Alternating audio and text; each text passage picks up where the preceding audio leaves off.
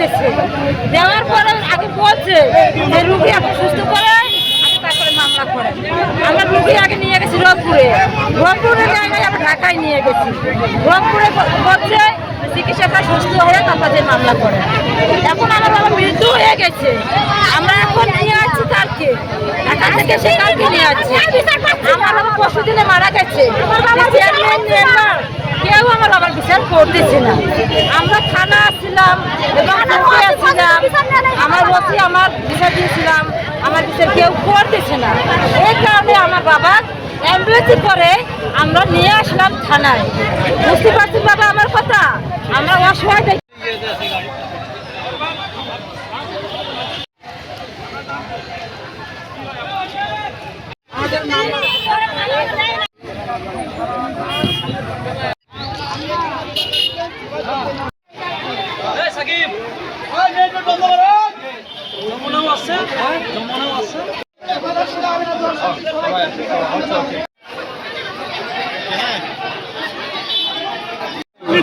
যেভাবে আপনারা চাচ্ছেন আর সম্ভব আমরা রেকর্ড করে আমরা যারা আছে তাদের আইনি ব্যবস্থা নিয়ে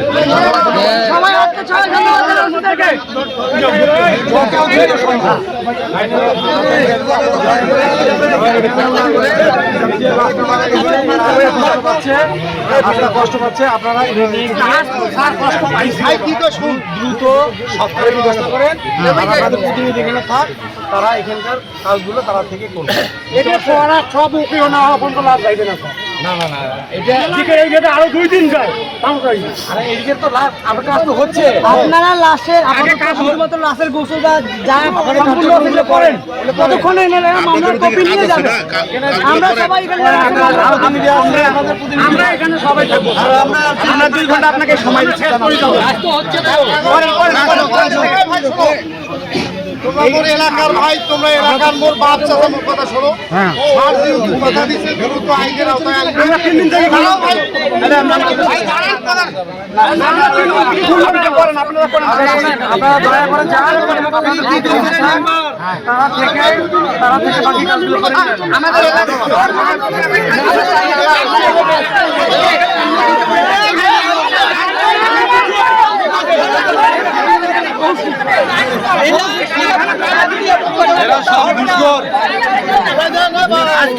অনেক 4টা বাজে শরীরে আগুন লাগাই দেওয়া হয়, উনি চিকিৎসাধীন অবস্থায় মারা যায়।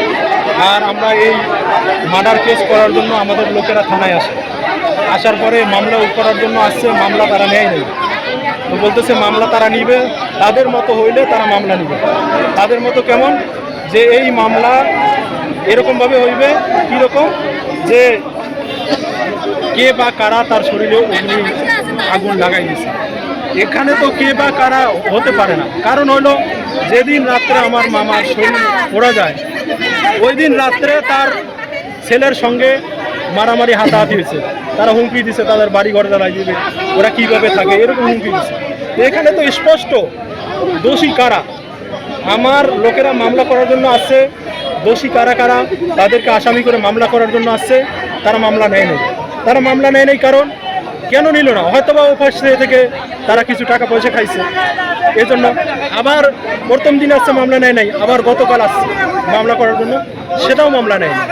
মামলা নেয় নাই তাদের একটাই কারণ, ওদের মতো করে মামলা লিখতে হবে। আমরা ওদের মতো করে কেন লিখবো? আমরা যেটা ঘটছে আমরা তো সেটাই মামলা করব।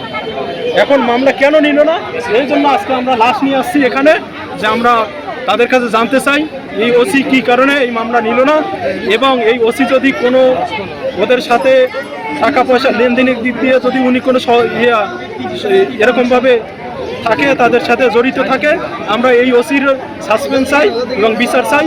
আর এই মামলার আমরা সুনির্দিষ্ট তথ্য তদন্ত করে যারা দোষী আমরা তাদের ফাঁসি চাই।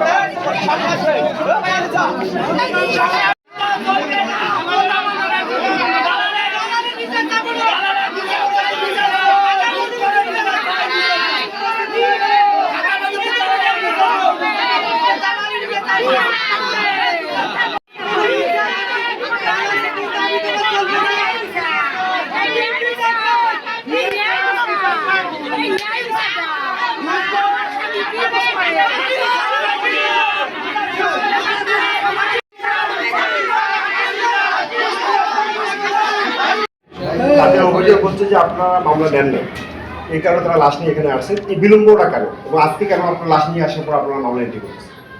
না, এটা গতকালকে ওনারা আসছিল, এই বিকেলবেলা এজাহার একটা নিয়ে আসছিল। এজাহারে কিছু ত্রুটি ছিল, যেমন ঘর পোড়া গেছে, কিছু ক্ষয়ক্ষতি দেখানো হয়েছে, ক্ষতির পরিমাণগুলো এজাহার উল্লেখ নেই। এটা বলা হয়েছিল যে ক্ষতির পরিমাণ উল্লেখ নাই, কিছু ত্রুটি আছে, সংশোধন করে দেন। সেটা আমরা এজাহারে যা আছে আমরা উকিল দিয়ে লেখাইছি, এটাই আমরা এটা কোনো পরিবর্তন করবো না বলে ওনারা এখান থেকে বললো যে আমরা কোর্টে মামলা করবো। বলছে না, আমরা এখানে কারেকশন করাই দিই নিজেরাই। বলছে না, যাই হোক সকালবেলা আবার আমরা ওদেরকে ফোন দেওয়া হলো সকাল 9টার দিকে যে আপনারা আসেন, আমরা মামলাটা করাই দিচ্ছি। তা ওনারা আসেন, তারপর এটা এই একসাথে ওনারা এতগুলো লোকগুলো সহ এটা আসলে উদ্দেশ্যপূর্ণভাবে আসা হয়েছে। এটা কোনো বিলম্বের কোনো কিছু নেই। অলরেডি আমরা মামলা এই যে এজাহার কিছুক্ষণ আগে পেলাম, এই মামলা আমাদের রেকর্ড হয়ে গেছে। আমরা এই কিছুক্ষণের মধ্যে ওদের কপি দিয়ে দেবো এবং এটা তদন্ত সাপেক্ষে প্রয়োজনীয় ব্যবস্থা গ্রহণ করা হবে। 3 তারিখে আপনার কি পাইছে এবং ওদের বক্তব্য হচ্ছে যে আপনারা বিলম্ব করছেন, মানে তাদের কাছ থেকে টাকা পয়সা চাইছেন, এই ধরনের তাদের অভিযোগ, আমাদের না, তাদের অভিযোগ। বিলম্ব তো হওয়ার কারণ আপনি বলতে পারেন, ওখান থেকে আসার পর আপনি কি পাইছেন? এই অভিযোগের কোনো ভিত্তি নাই। এটা তারাই ওই ব্যস্ত ছিল, চিকিৎসার কাজে ঢাকাতে ব্যস্ত ছিল। তাদেরকে একাধিকবার ফোন দেওয়া হয়েছে, কেউ বাড়িতে ছিল না, তারা ঢাকায় গেছিল। তারা কালকে এসে এজাহার দিচ্ছে, এজাহার দেওয়ার সাথে আমরা এটা কালকে ত্রুটির কথা বলছি, আজকে একটু আগে এজাহার দিল এবং এটা আমরা মামলায় নিয়ে নিচ্ছি। সকালবেলা আমরা নিজে থেকে তাদেরকে ফোন দিয়েছি যে আপনারা আসেন, আমরা মামলাটা করে দিচ্ছি। তারা এটা ইচ্ছা করে এটা আজকে এই কোনো আসামি গ্রেপ্তার বা কাউকে টেস্ট করতে পারছেন না। এটা আমরা এই যে মামলা এখন আমরা নিয়ে আমরা এটা প্রয়োজনীয় ব্যবস্থা গ্রহণ করব।